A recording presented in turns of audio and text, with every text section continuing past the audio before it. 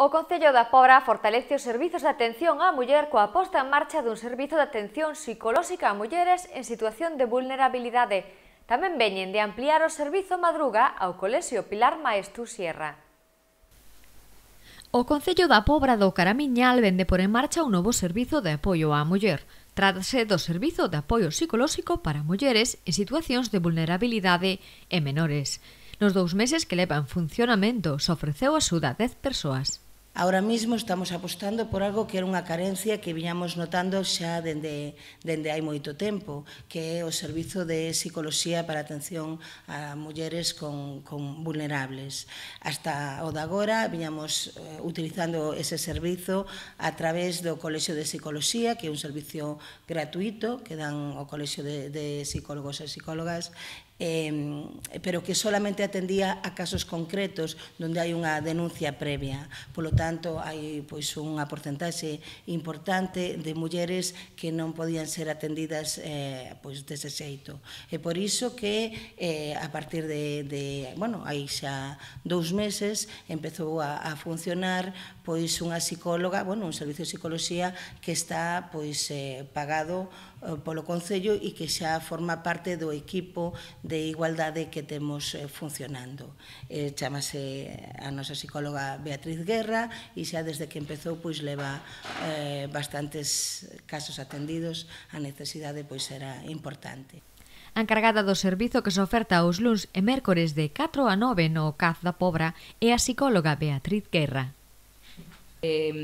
Para as mulleres no Concello da Pobra sí que era unha demanda, unha necesidade que veíamos porque non se podía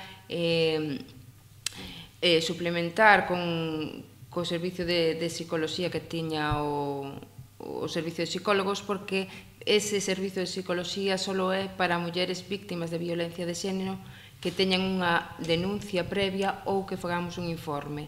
Entón, aí quedaban baleira a situación de moitas mulleres que en situacións dramáticas ou en procedimentos que se veían un pouco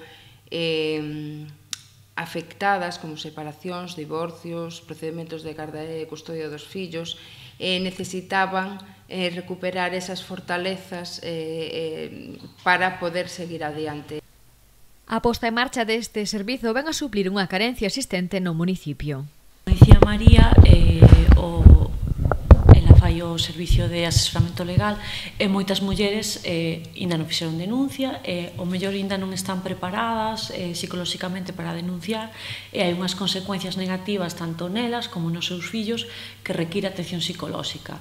O servicio vai dirixido a mulleres víctimas de violencia e os fillos e fillas ao seu cargo e tamén a mulleres, como decía María, que poden estar en situacións de vulnerabilidade, pois o mellor mulleres que deciden a separarse ou pedir a custodia, etc.